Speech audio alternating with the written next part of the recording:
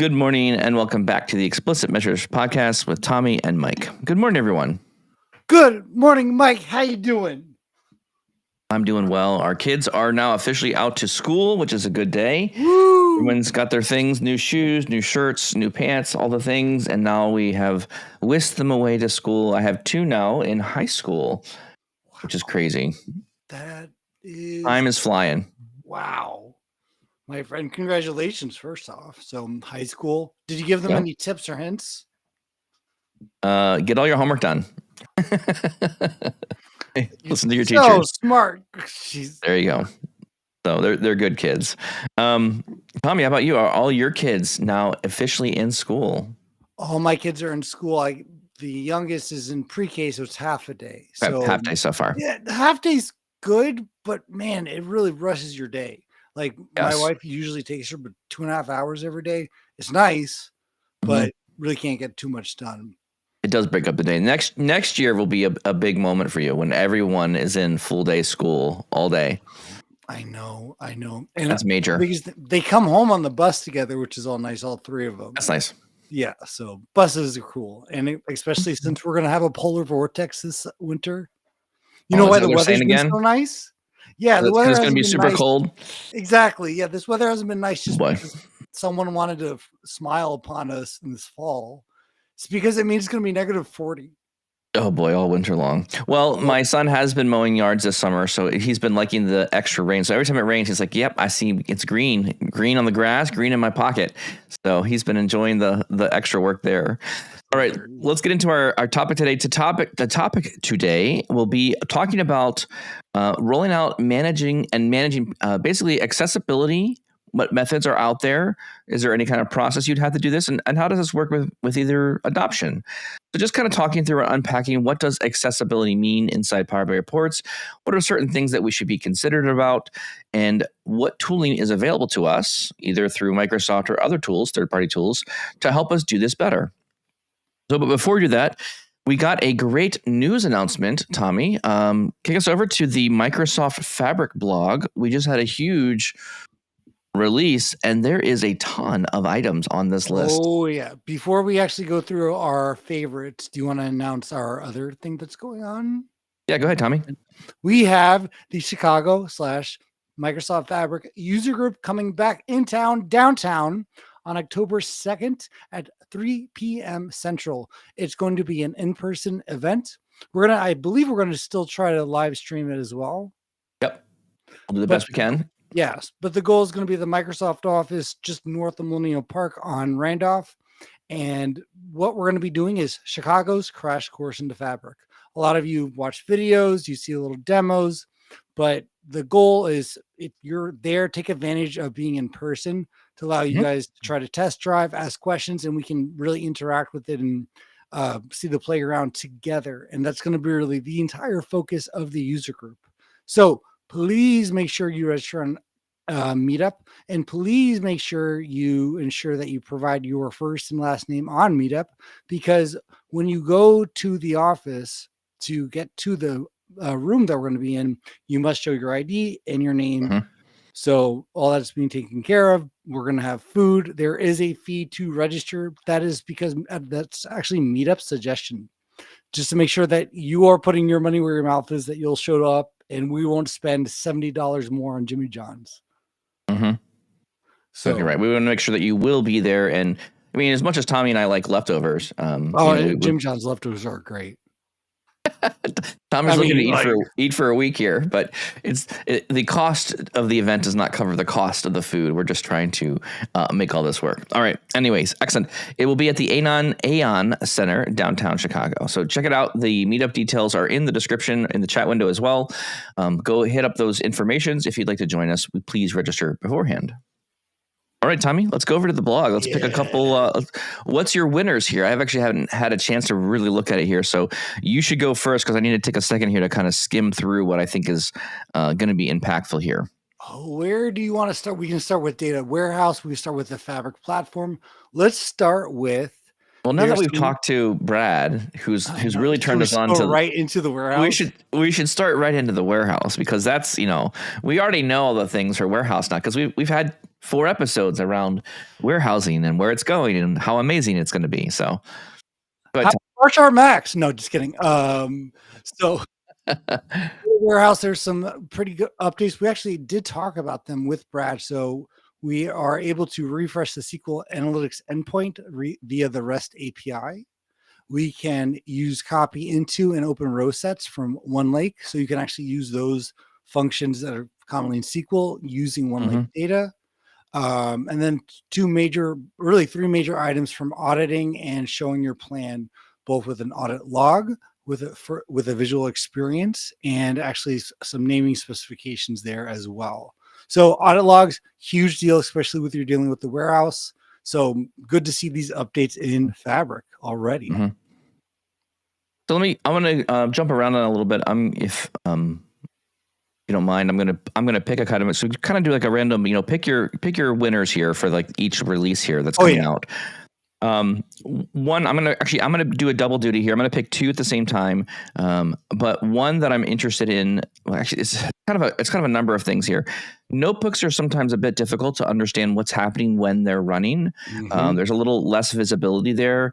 Other tools, Databricks, have other enhancements here around when you're running a notebook. You can clearly see what's going on. It runs cell by cell, and you can see kind of live updates. One thing I'll just kind of note here is seeing what's happening in the notebooks is very useful to me. I really enjoy that. And so, one, I'm very pleased that auto scale billing for Spark, which is more of just pay-as-you-go Spark. That's what it is. Let's call it what it is. Pay-as-you-go Spark is now generally available. I'm very excited about that. I think this is paving the way. And we even talked about this with Brad recently. This is something that's important for Spark. I may need to use Fabric, but I may need to use really large Spark clusters to do a job or something. I want that ability. And the same way I want to run SQL Server on a non-Fabric capacity. I want to run in Fabric, but I want it to be billed as if it was outside of Fabric, so that way it doesn't fall over. I have the amount of compute that I need for an operational ERP or an operational system as well. So that's something I'm very excited about. But the other 2 that I'm really, really jazzed about here are enhanced monitoring for Spark high concurrency. For those of you who've used this, it's a little bit hard to figure out when a high concurrency job runs, if there are multiple notebooks running in it, what's happening.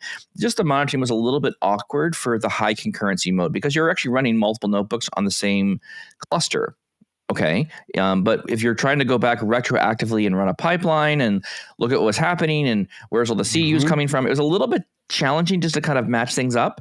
And again, it was like, Tommy, in our area here, we've had a lot of rain. And so there's been a lot of flies or gnats that have been around. And it's kind of one of those annoyances that this has been one of those, like, you just kind of swat at it and maybe you get it. It feels like this has been one of those kind of like, it's not crazy annoying, but it's just annoying enough that it's like, I'm glad you fixed it. So that one I'm very happy with.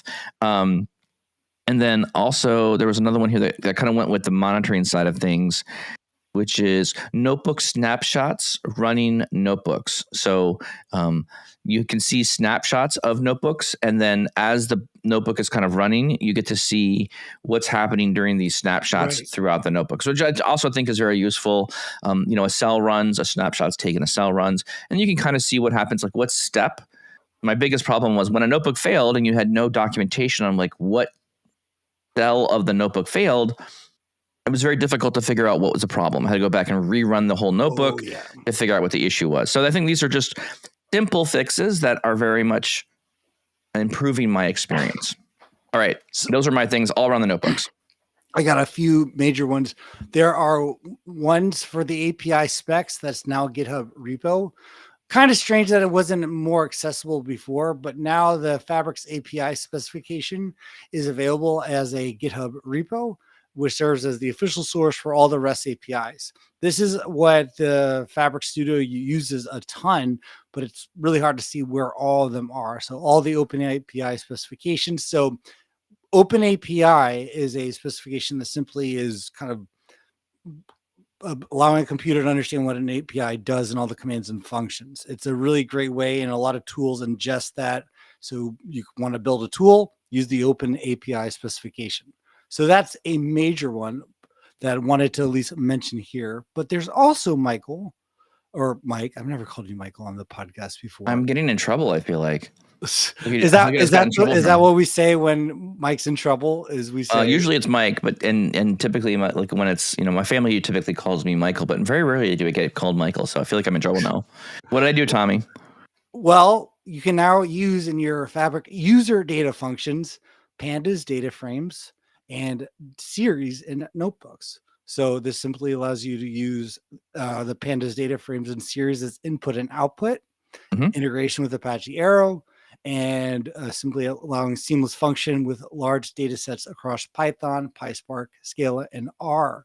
I didn't mention this snapshot one as well, but I also wanted to mention, Mike, there's more data agent support for large data sources. Mhm. So Custo Semantic Model Lakehouse, Data Warehouse, contain. We talked about this at one part already. 100 columns and measures, and more Yes. than 1,000 tables to a data agent. Which I'll pause for them if we've talked about this maybe yesterday or for some reason I Yeah. won't mention anything I said that day. But Mike, this is good to see they're doing so much work on the data agents. Did you see Yes. all the database ones though? There's a lot of database, and also I would also note here: go look at all the features around copy job. Reset incremental copy job. Reset the incremental copy from copy job, right? So you've incrementally copied some things. You need to have a button to say reset, just reload everything. So that's now something that's supported by copy job. Auto table creation from copy job. JSON support format for copy job. There's you can see where the investment's going. There's a lot of investment going towards this copy job experience. Again, I'm a little bit hesitant on this one. I've tried out Copy Job. I've had some feedback around. It seems nice. It's an easy UI, but again, I'm going to kind of rib the team a little bit here. It's it seems like it's priced a little bit higher in CUs than it should be if we're just doing the Copy Job and it's wrapping some things easier. So I want Microsoft to make it easy for me, but I also want it needs to be relatively competitive with my notebooks and other experiences too. So I like that the fact that they're adding these features in here and making it easier for me to use. I'm also really trying to get them to push them towards, let's make it at a price competitive point with CUs as well. Right? To make it a good solution not only to use, but also an economical solution to use as well.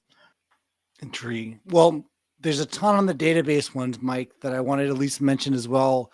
I didn't see this in any other blog until today. So we can now bulk delete queries, just a simple UI change. It makes things nicer, Mike. It's a nice little thank you so much for adding that. Which simply when you create those new queries, they always save auto save. So Yes. thanks for that. Opening So up your data. I'd Yeah, argue go like why does every query need to autosave? Like, I mean, if I just do a select whatever, right? The query editor shows up. Why? My question is like, why am I always autosaving all of the query? I mean, let me just say it this way. I feel like this would be an option on the home ribbon that would just be like, queries autosave on, right? Queries autosave off, right? I feel like that would be a little bit better because sometimes, I mean, when you're in a table with lots of tables and lots of queries going on, you're constantly investigating multiple tables at once or writing lots, and you could have easily 5, 6, 7, 8 queries made very quickly. And I'm like, now they're all named weird things, and I don't know what they're named. Like I'm lost. So it feels this is good. There's the fact that there's more management here means everyone's building all these queries very fast. Also, by the screenshot, I'm going to poke a little fun here. In the screenshot, it literally says query 1, 2, 3, 4, 5, 6, 7, 8, 9. Like they're not naming any of the queries. Exactly. And then I get lost. Like, what table did this query come from? Where does I don't know. So I feel like at some degree too, Tommy, it's a little bit of a. It works, but it's a little rough around the edges, I say. Yeah, I kind of wish it would work like SQL Server manages Studio, creates your tabs but doesn't save it. Yeah. And what if you just want to use SQL Management Studio? Well, that's literally the next bullet item. Open your database in SSMS. Integrates with the Fabric web base editor. I love this a ton, Mike. So just nice seeing all these additional integrations. Nothing too major, some UI things, but these are the things, Mike, we talked about with kind of filling in the gaps, filling in the little cracks in terms of where we see the limitations of Band-Aids, the paper cuts. So Good. This These are is these what I love to see. these are the kind of improvements. Now, I also will note here we're also getting up very close to Microsoft Fabric Conference Vienna. We're about 2 weeks away. So typically, when Microsoft releases things, they're releasing things that are like, okay, these are good, useful things to release. But big announcements typically come out at conferences. So I'm kind of excited to see what happens at the next conference in Vienna. If there's any late major announcements or any major improvements coming that will be announced there. So I'm very excited about to see that, see what happens here in Vienna. And for those of you who are our European listeners, we'll be there. So myself will be there. There'll be other people from the MVP community as well that'll also be there additionally. Anyways, with that being said, any other news items, Tommy, that we want to go through before we hit our main topic for today? No, let's find out what our main topic is. All right, let's go into our main topic today. We're going to talk about rolling out managing accessibility options as well. Whoa! And welcome, guest caller today. So we have a guest caller today, Stephanie Bruno from the community of MVP, business owner, entrepreneur. I can't say enough good things about all the things that you do, but Stephanie, welcome to the show. Hi, Stephanie. Friends, thank you. Thanks for having me. I'm so excited to be here with you. Talking about one of my we have favorite brought topics. Stephanie. I was going to say, Stephanie is a leader in accessibility messaging, in reports, and has built tools around this and just spent a lot of time in this. So let's just kind of unpack accessibility. So let's just maybe very quickly at the beginning here, just kind of give, for people who are maybe newer to Power BI, or when we start talking about the topic of accessibility, we should probably kind of do like a round robin here. This may mean different things to different people, but we probably need to centralize a little bit on a definition. What does this mean? So, Stephanie, you're the guest here. Maybe give us a quick run around or a couple bullet points here of like, what do you see accessibility being? And then Tommy and I will just try and stumble our way through it and figure it out. Yeah. Yeah, well, okay. I like to try to keep things simple. So for me, it's really just making sure that the reports that we build are available and accessible to as many people as possible. Not everybody can see great. I can see Mike, you and I both have glasses on, right? So we have Totally. to think about things like that. That's pretty obvious. But there are many other limitations that people have when they're trying to understand our reports as well. So accessibility is just making sure that we keep in mind that not everybody has perfect vision or can use a mouse or things like that. And we want to make sure that the insights that we spend so much time developing for them are available to people. I recently, I can't remember when it was, but a couple of years back, I went to a conference. It was at one of the MVP summits, and someone at the MVP conference was speaking to accessibility and how they use it.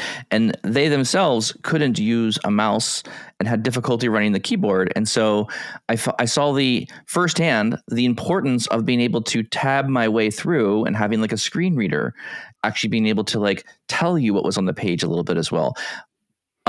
I was floored by how quickly they could listen to the screen reader. It was absolutely phenomenal how fast it was, and it didn't take them very long to kind of navigate through. I could imagine, again, as one who builds reports, sometimes I put a lot of things on report pages, and they kind of all look a little different, and we don't maybe have standardization across our organization for where menus are, where things are. I could imagine it'd be very confusing for someone to kind of walk into a collection of reports where they're not similar. And you're constantly trying to figure out, where did everyone put things? Why is this so disorganized? It's just like people. So that seems like a really good point as well. All right, Tommy, anything you would want to add around accessibility or things that you've kind of interacted with as either? Because there's really two sides of accessibility when we're talking about Power BI. There's Power BI accessibility when you're creating a report, the desktop accessibility, but then there's all the other sides of accessibility for the consumers, both color blindness. Isn't it like 3 in 5 men have some form of color blindness? It's a much higher number than I realized. And there's also That like sounds like yeah. Sounds like something I can Google here real quick. I'll just give you the number on that one real quick. Yeah, It's I a think higher I even number do than have you some think. stats Yeah. here, but it's a lot higher than you would expect. Yeah, so we can't really think about it as like, a nice to have or going above and beyond. It really is. Yeah. It's the basics. It's important, and you don't want to assume anything about your audience. So a quick Google Gemini query, and again, I'm quoting this from somewhere else. I don't know. Don't quote me on this now. Around 8% of men worldwide have been affected by color blindness. 1 in 12. So, and this seems to be a higher ratio than women at this point. So the men just have poor vision. So my brother-in-law actually he can't see like really reds and greens very well. So stuff you were talking about, thinking about your report to some degree. When we present colors that are, this is good, this is bad, we have to be careful around the red green standpoint, because that does make sense for like a light and driving and that kind of thing as well. But they're so close together for some people, they may think they're the same color and misinterpret some of the data on the report page. And I think Tommy and I have talked about this in prior episodes, which is, even though we're building reports, we're actually communicating with people visually, like or through the report. And then we have other things here, screen readers and items as well. But we have to think about what's the message. It's Tommy, you're saying there's two sides to this. There's a report builder side and there's the receiver side, the consumer side. And we really are communicating between people with language that is just visuals. And this is one of the reasons why I'm a big proponent of, oh boy, now the name's going to escape me when I say it. It's the International Business Standards, IBCE. Is that what it is? International Business Communication Standards, IBCS. I think it's what it is. ICBS, yes. I don't think there's any.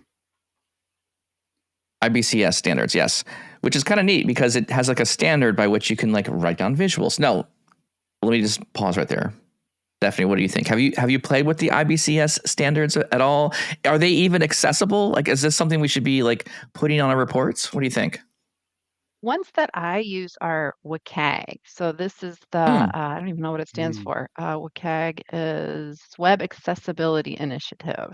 So this is accessibility for web pages. So that's the one that I usually look at.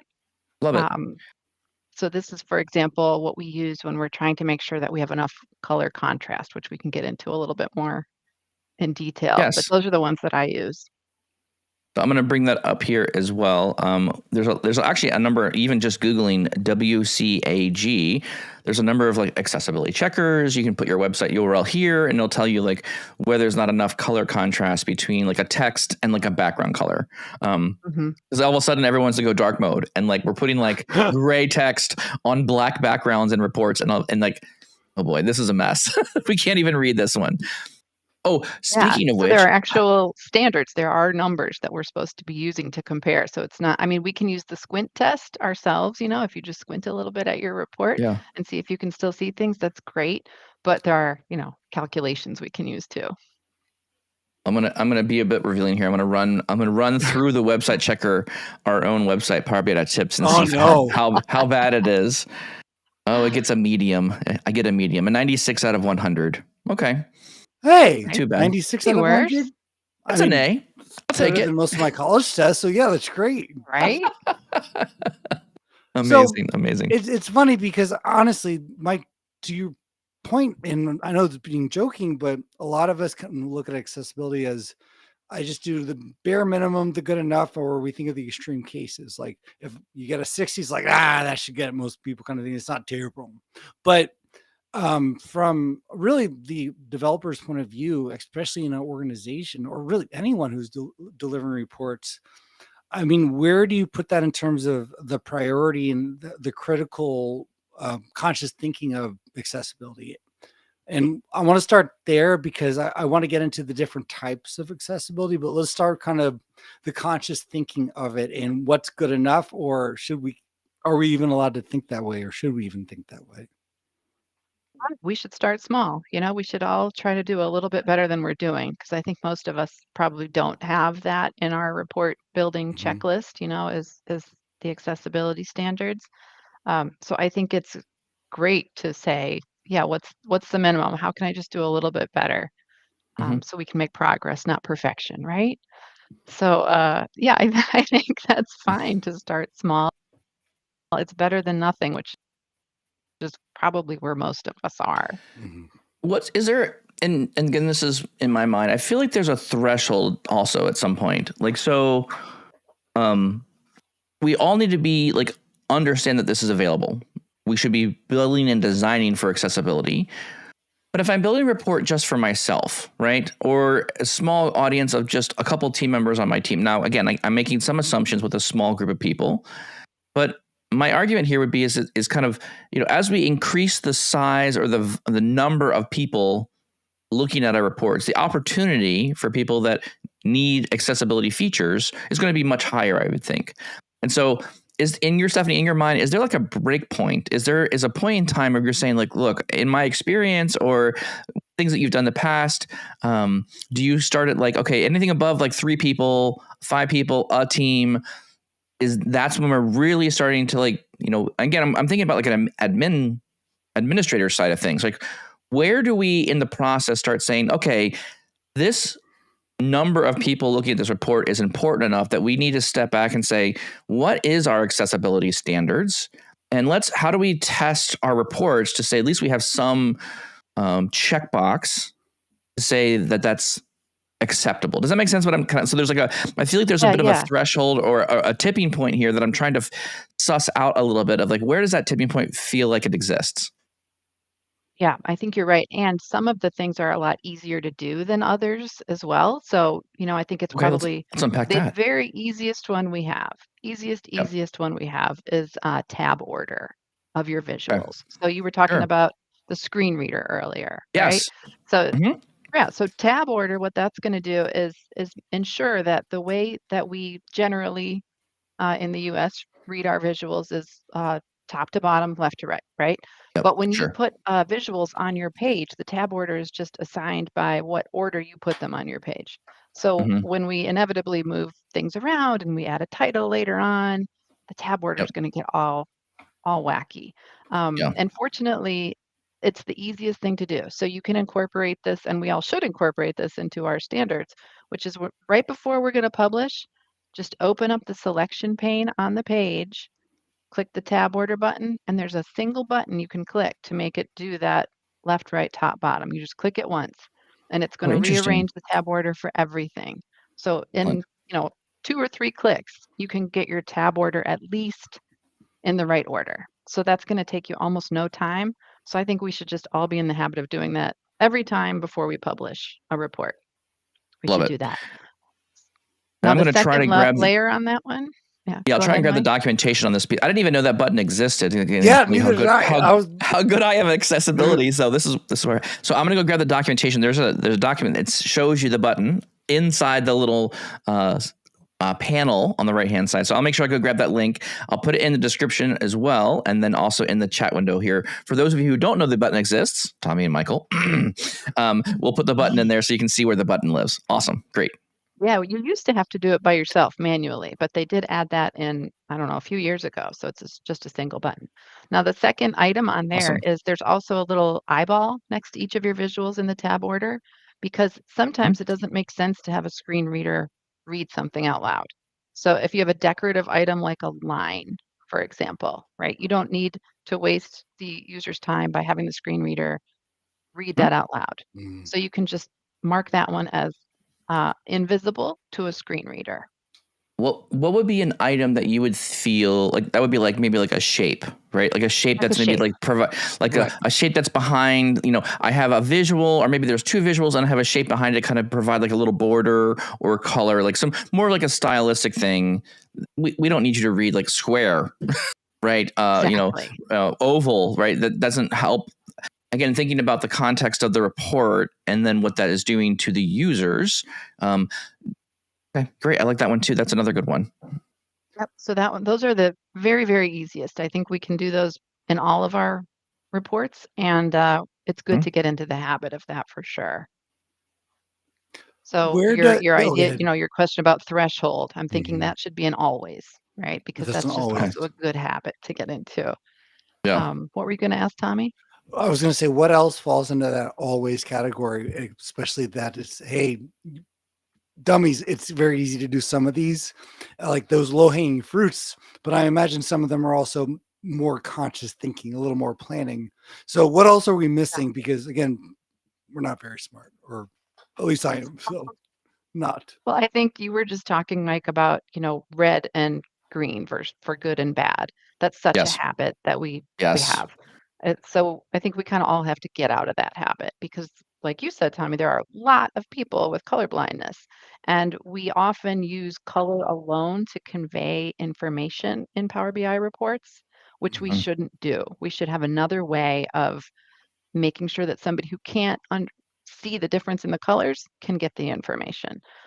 So that's kind of a two-part thing. One is start using an accessible theme. And I know you guys love talking about themes with the theme generator, All right? about the theme stuff. Yes, correct. Always. Right.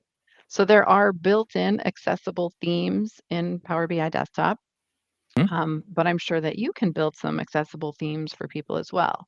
So I think that's another easy one is just try to get out of that red green habit and use those themes.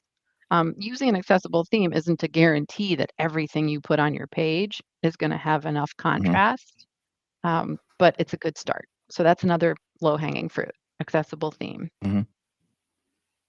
I like that one a lot. And Thoughts on desktop actually that? comes with a couple. There's a couple other like very stark. You can even go into like high contrast mode for your port. So it kind of looks like like an 80s Commodore. It's like high contrast, it's like bright green. Everything's black on the page, and it pulls out that high contrast for you. So there is also, right, when people are using, and that's could be for any report. Anyone can switch a report over to high contrast at any point in time. That's part of the desktop experience or published report experience. You can switch at any point you want. Correct. Mhm. Yep, and But maybe also we have another tool I think that I mentioned to you earlier, which is the color blindness simulator. Maybe you can put that link in the chat. That one is really oh fun to play around with because you can yeah. just upload an image into it. So what I've done is I've just taken a screenshot of a Power BI report and then Mhm. upload the image of it, and then you can test it out on all different types of color blindness. And it's really shocking to see, wow, I really was relying on these colors to convey this information. And now I can't tell what it's trying to tell me. So that's a fun one to play with too.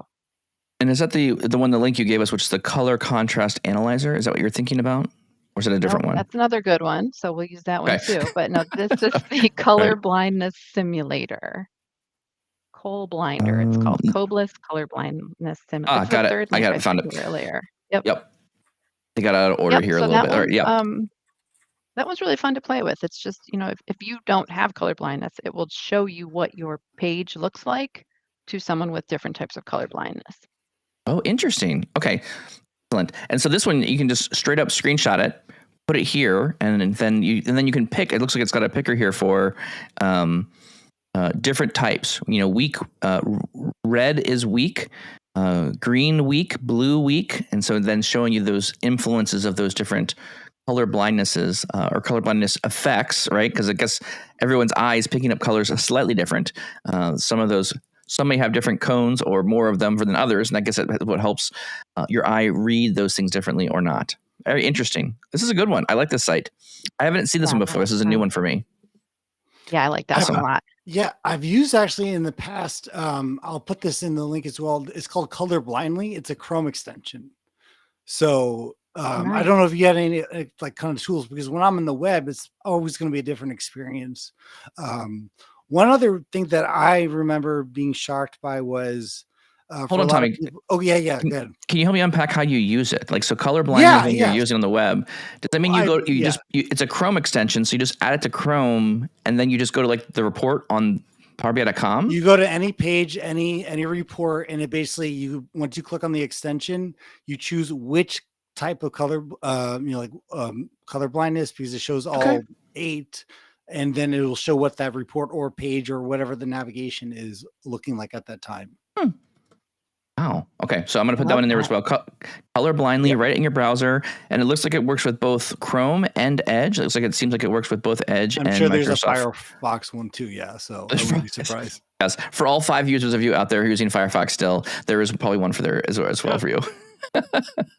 All right. So color blindly, right in your browser. Okay. Put that in there as well. Awesome. Great Yeah, finds there. color can be hard, because you don't always know which colors are going to come up on your bar chart or whatever. So color Hmm. is not one of the easiest ones, but I think if you just start with one of those accessible themes, that's at Yeah. least a good start. Other easy ones I think are with your theme. I think in what is the standard like default font size if you don't have a custom Oh, theme? Oh, I It's think it's too a. I think it's like small. That's all I know. it's The not eight. titles it's 11, and then Yeah. for visuals I think it's 9. Yes, correct. So one of the first things I do is I go in and I just increase it automatically because that's just Mhm. too small for a lot of people. And So you can that's adjust another that. easy thing to do. That's one you can adjust in the report. But then this is where, again, and I think Stephanie, you'll also agree with this here. I like being lazy to some degree, and I really like to push on Wait, the why do theme you say file. me? Well, I do. I'm like efficient, maybe is the right term. But I like pushing on the theme file pretty hard, and this is where I mean, I was recently doing a talk around just theming and building things, and I really do feel like having the theme file become like the starting point for a lot of these things. That makes sense. I mean, shockingly, I kind of sent out a survey. Do people like to see the title of the visual on the left hand side, which is the default? The default is the titles on the left, or do you prefer title in the middle, right? Or to your point, set the title size, right, to 14 or 16 or whatever that number needs to be for the page.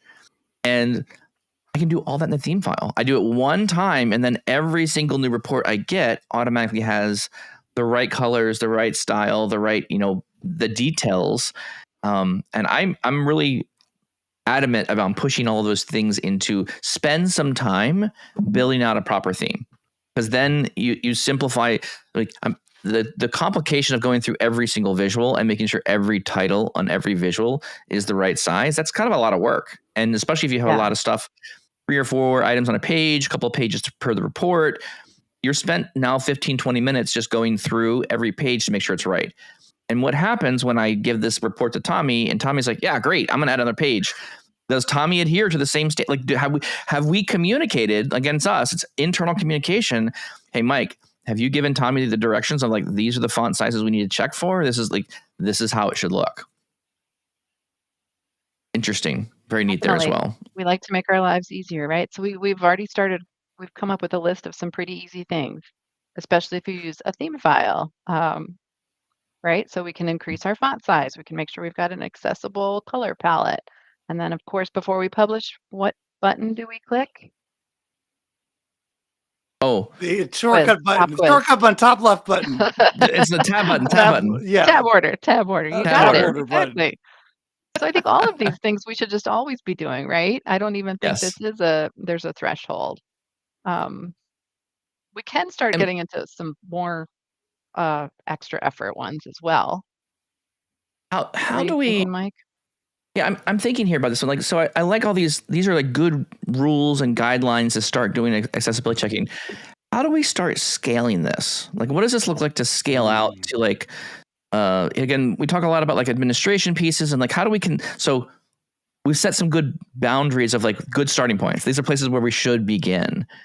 When we have a team now of 3, 4, 5 people, one, we can do some time to train people and make sure they're educated on like how we like to build reports. This is what we do.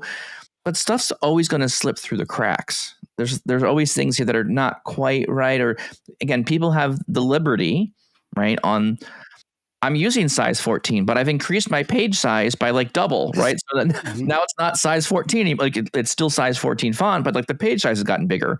So now it looks smaller again. So like there, we have individuals building like analysts that are building like 30 visuals on a page, and that's okay because you're doing like an analyst like report, but now you're overwhelming people. And do we really need 10, 15, 20 visuals on a page? Is that really adding value to our final report? So I guess here I'd like to maybe explore a little bit of what does this look like for a team, and how do we start helping the team check and regularly get out good content? What does that look like to you? Yes, perfect. But before we do, I just have one other feature I do want to Oh, mention as a yeah, basic for sure. important one, which is the alt text. So on every Mm, visual, there's a good point. little in the properties pane, you can put alt text on it. So this is for the screen reader. So for people who are using a screen reader, like you said, it flies through and you can hear it really quickly. Mhm. But it's important to put good alt text on visuals that are non-decorative. So for those decorative ones like a shape, and a line, things like that, You don't have to put a description on. You just have to make sure it's not read by the screen reader. But for everything else, we should, because what the screen reader will read is the type of visual and the title, and then whatever alt text we use. So it is important to add that alt text. Okay, so That's now also with in the that link note, in the description as well. yes. Okay, so the easiest low-hanging fruit are tab order and alt text. Color contrast is harder, but it's also important. So how, like you said, how can we scale this? How can we make sure that we're actually following these best practices? So in order to do that, I made a tool called the Accessibility Checker. It's just a desktop tool that I have in GitHub that will, it'll go through and it will tell you all about your tab order and alt text. I also made an attempt to have it check color contrast, but I quickly found that was really, really hard. Just iffy. But it will automate letting you know about your tab order and your alt text.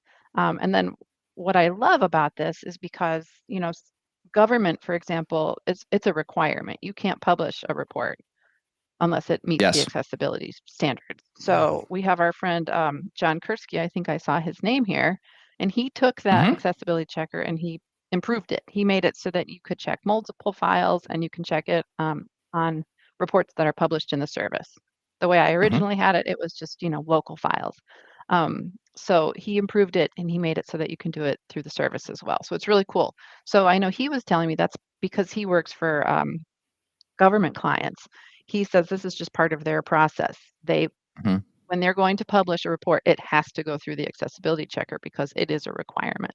So in those cases where you might have those needs, you can do the same, the John Kursky method of making sure that your process requires the reports to be checked. And in this process, the way it's written right now, again, we're talking about things that are, it's a semi-manual, right? There's the checker is pointing to reports. It's reading, and are you reading the PBIP format? Is that kind of what you're going after here, or you're going after the regular PBIX files? Does both. So you could have it, it'll do either. Yeah. Oh, excellent. Even better. All right. So it doesn't matter if it's a PBX file in like we'll call it like the legacy or the older format. And now there's the PBIP format, which is the new format, which I love, by the way. It gives us a whole lot more extensibility for like finding things and seeing what's in the reports. But the checker can go through and read both of those, but it's still semi-manual. Someone has to get a report. Tommy built it. All right, Mike, we're going to commit a change. We're going to go from dev to test. Now is the point to, okay, did you run the checker? What's the result of the checker? Like, that's part of your review process as you move through there, correct? Okay. So yeah, still semi-manual, still kind of a process. Yeah. It seems like there's a lot being taken from the accessibility checklist, the desktop document. I'll put this in the chat, Mike, so you can put it into YouTube's. But this looks like to be a pretty good standard of what we're talking about here. A lot of things we already talked about: color contrast, the colors that you're choosing, and also one of the things you just mentioned was the alt text when it's come to visual interactions. One thing I wanted to touch on briefly, if there's anything else with the accessibility checker, let us know. I just wanted to do a shout out to Megan Longoria, because I don't think we'd have this checklist on Docs without her, because she is the one who put the first list together on her own blog. So big thank you to Megan Longoria for this focus on accessibility. Yeah, and I think this is a good thing. I used to print out checklists whenever I think Melissa Coates used to do a checklist for report building and printed it out just to make sure. And this is another one that probably should be part on my wall or somewhere that can be referenced. There are some, I don't want to say fuzzy areas with accessibility, but Mike, you kind of briefly mentioned it before, where we might have the good text size, the visual, colors, but some people deal with, from a vision point of view, their laptop is zooms in or scaled in, and on everyone else's computer it looks fine. It looks easy to read. There are zoom in features, but I've dealt with issues, one with I can't see everyone's screen size, what device they're using, and I don't know their vision. And then also two, trying to design for the interaction side of things from an accessibility point of view, which becomes very difficult. Can you help me understand what do you mean by that? Like designing for the visual side. Help me unpack like a couple of things. The interaction side. So clicking on buttons, clicking on a bar, a data point to see other things filter, from the slicer to the filter pane. All the things that we like to clicky as a consumer, that all of a sudden become a lot harder for someone who may have a disability or someone who is using a screen reader or whatever the case is. This triggers a squirrel. This is I'm just totally squirrel on this one. How does accessibility work with tooltips or hover over tooltips? Is there anything? Does it? I was just going to bring that one up. Yes, that's one that.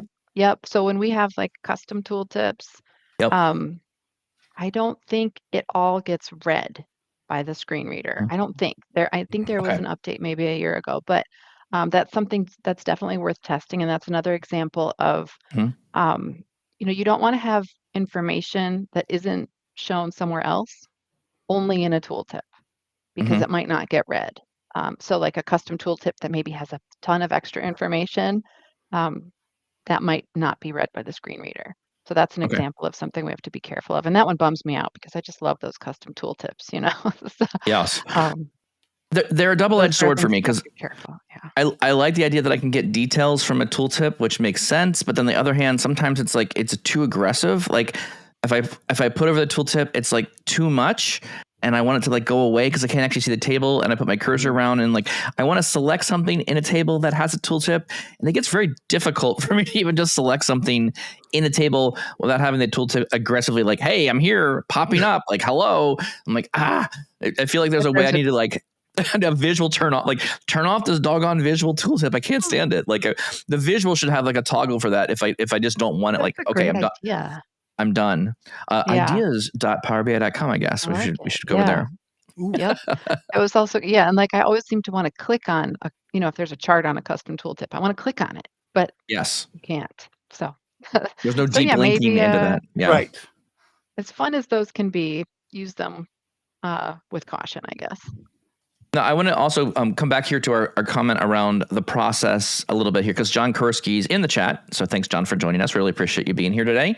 John Kursky has been working with Stephanie and then working on this accessibility checker. And one of the comments here he makes is the accessibility checker inside PowerBI.com, the service, can automatically check via the XMLA endpoint. So the XMLA endpoint is an API kind of call where you can go get data directly from the XMLA endpoint during a pull request. So if we're talking like proper control, we're talking Git, we're talking continuous integration, continuous deployment, this tool, accessibility checker, hooks into that. So then you can, during a pull request, the report can automatically be picked up. You can automatically point it to the new report that's coming through the pull request.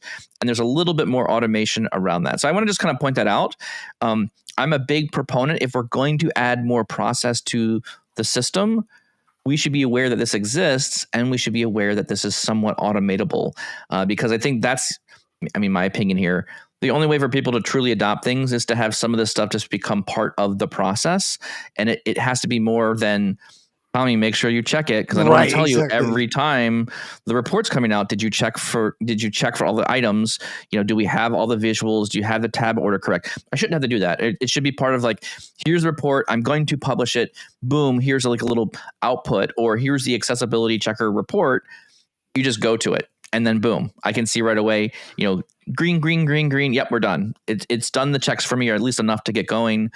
We can move on to the next step. So I just want to point that out. A really good point there. Yes, huge thanks to John for that.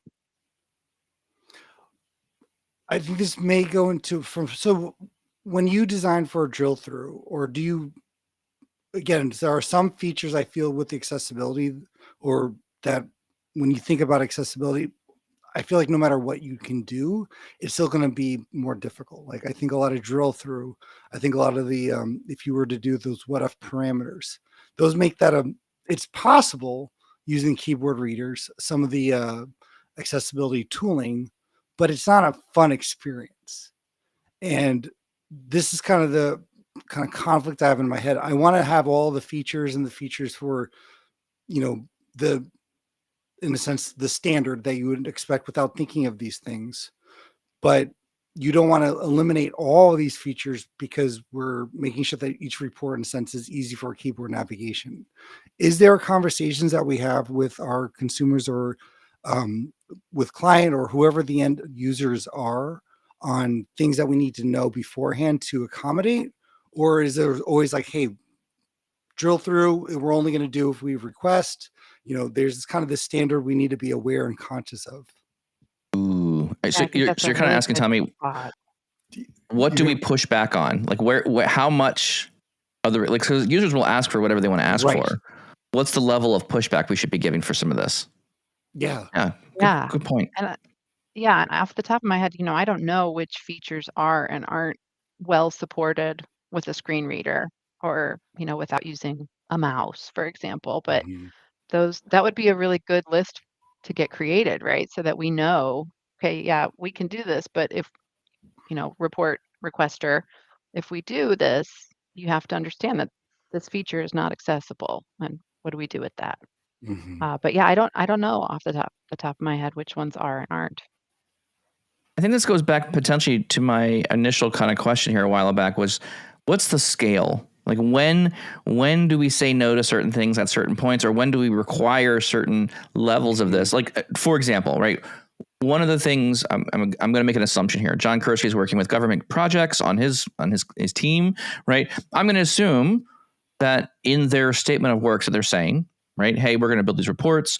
There's a requirement for here's accessibility. It needs to be accessible. Here's what this means. And then actually writing down like, okay, we expected to have this, this, and this, and this. And again, I think this is where, leaders or, managers of BI systems should be, again, you need to be aware of the feature. You need to be aware of the different items, tab order, colors, those things. And that way you can specify as a company or organization. Again, I'm guessing the contracts themselves kind of, here's what expressly spell it out. This is the standard we're going to stick by. And then when things don't meet that standard, requests can come in. And again, if you have, and thinking about the process here, if you don't document these things and say, we're going to align to, Stephanie, I forgot the name of the standard, the WEC2, the web standard. WCAG. WCAG. So if we're not going to clearly align ourselves to the WCAG standard, then you can easily push off requests. Like, so, hey, this is what we're going to adhere to. These are the things that we're going to check. These are our requirements. And then when requests come in, Tommy's like, oh man, I could really use a ton more. My page needs to be just a lot longer. This font size is too big. Let's just make it smaller. Like, you're going to get people that are going to push back against the standard. And then you can say, no, that doesn't fit our standard. We can't change that because of XYZ things.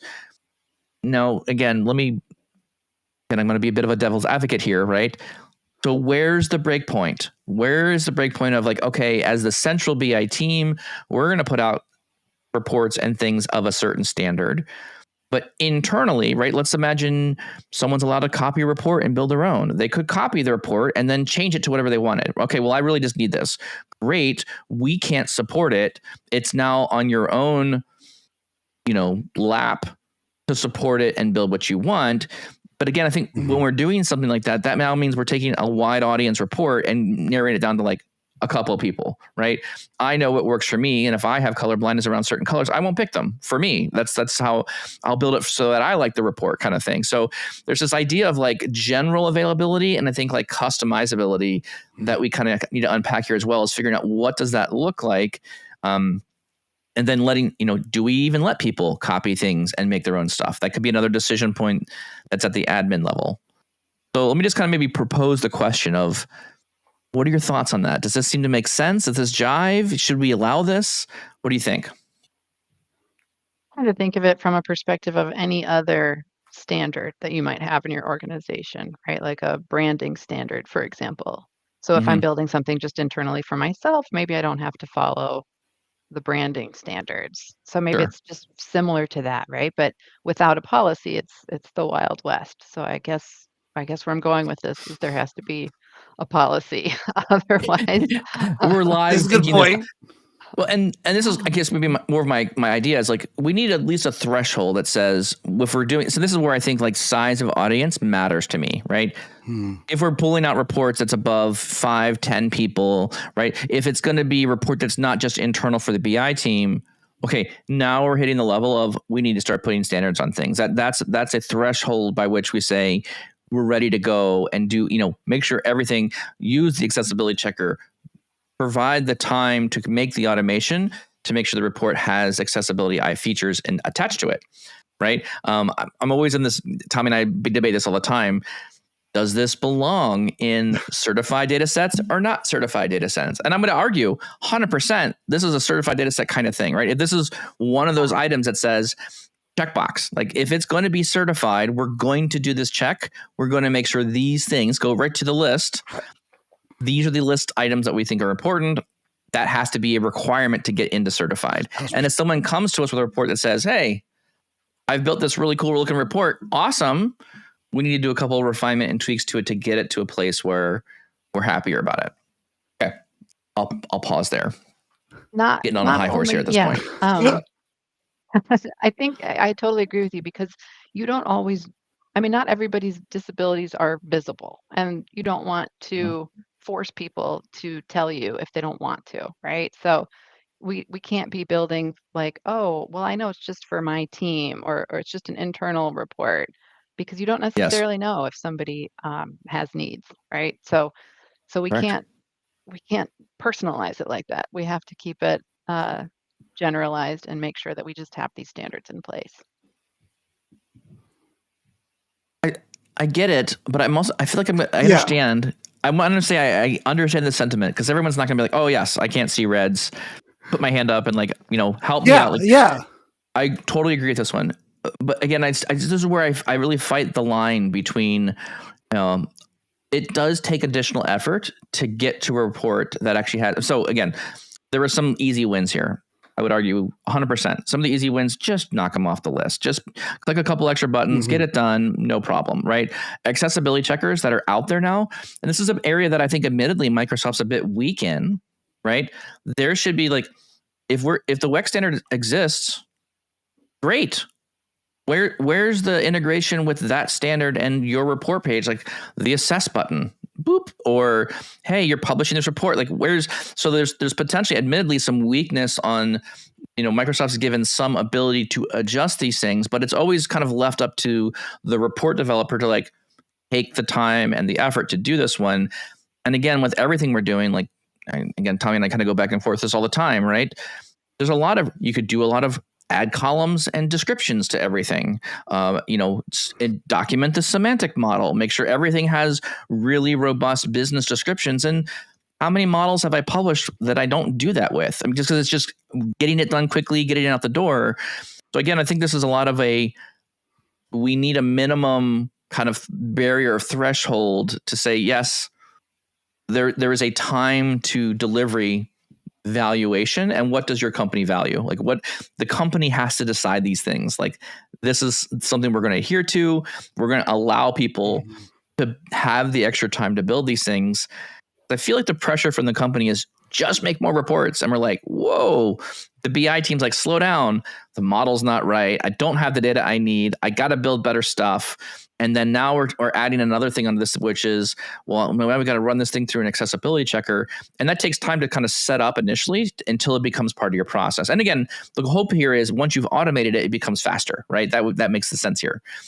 But I think it's a fine line to balance. I think it also, I agree. And I also do think that paying attention to accessibility will make us all better designers overall as well, because it's going to force us to keep things clean and organized and simple, and really be thoughtful about the colors we choose. So these are all design principles, right? So I think it will, another benefit, it's not just extra effort, it is going to make us better report designers if we pay attention. I like that thought. Excellent thought. Can I give you guys one more very random rabbit trail on this one as well? I'm listening. Oh boy, this is going to take us somewhere wild here. Okay. Have you used dark mode in Power BI Desktop by chance? Well, you know my answer. Tommy? I have not Yeah, been see, because I've been seeing all kinds of complaints about it. Oh, sorry. I Okay. thought you were telling Tommy to wait, but No, Tommy's good. Tommy has, and Stephanie, you said has you is Stephanie, you don't use okay. dark mode in desktop, correct? No, but I see things like on Reddit about, hey, this button disappeared. And the answer is inevitably, oh, yeah, switch off dark mode. Okay. All right. So I'm going to pick on one here. All right. So we're talking about accessibility. Desktop has a pretty good job in the dark mode of flipping back. So there's a high contrast. It does absolutely kill my eyes when I'm on the report page now, and the report page is white, and the whole everything else in desktop is like super dark. And like, I get it. Okay, fine. This is, I think, where the advent of a lot of like the dark mode reports is like starting to show up now, because people are like trying to use dark mode in desktop. But if you're on the report page and you go to the view ribbon and you go down to customize your current theme. So Stephanie, you were talking about earlier where you can set the title, location, and you can set the font. There is a standard set of like color classes or text classes you can go use.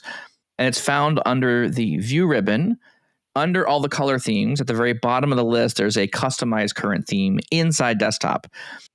It just cracks me up. In the place where we're trying to build color and accessibility to things, the very menu that is trying to help you do this is literally black text on black backgrounds, and it's almost impossible to see, and you have to hover very carefully to see like what the heck it's doing. And I was like, okay, we got really close. When you click on the text section, you can see that there's a general title, cards, and headers, but the rest of the menu items on the left-hand side, all black, can't see it, not even there. So to pile on your comment earlier, Stephanie, which is like stay away from dark mode for this reason, you're right. I'm finding even in desktop, there's still some rough edges around dark mode that need to be getting improved. And we've poked on this a couple times on the podcast and still has yet to be fixed. So maybe we'll get a Fabric Vienna announcement of, okay, the customized theme pane has been fixed and we can actually read the text in dark mode. So anyways, one more thing to pick on there a little bit. Awesome. Sounds like Tommy's a fan, though. Tommy's using no, it. I honestly though too, but there's times when I'm like, what? Huh? And I have to like either feel like I need to shine a flashlight. So, no, I think one thing too, as we'll continue to have you on, I'm intrigued. I've heard great stories from people who are, use and rely on accessibility tooling that are creating Power BI reports. That you would say you would not think there's any way. So we've talked a lot about the consumer today, and the end user using reports, but there's a whole other side of this too. There's a lot of people out there with requiring the accessibility tools in their day-to-day that are building Power BI reports and keyboard shortcuts and what's available to us. So it's shout out to anyone who's listening with that, because I would love to see the workflow. Yeah, same. That would be really cool. I feel like at some point, building reports programmatically in some ways assists a little bit with being able to build more accessible reports. And maybe I'll kind of end on this. We're probably about a time. This went actually extremely quick.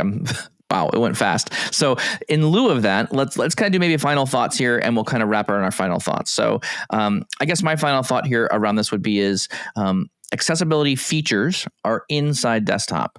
Are you even aware of them? Have you had the conversation?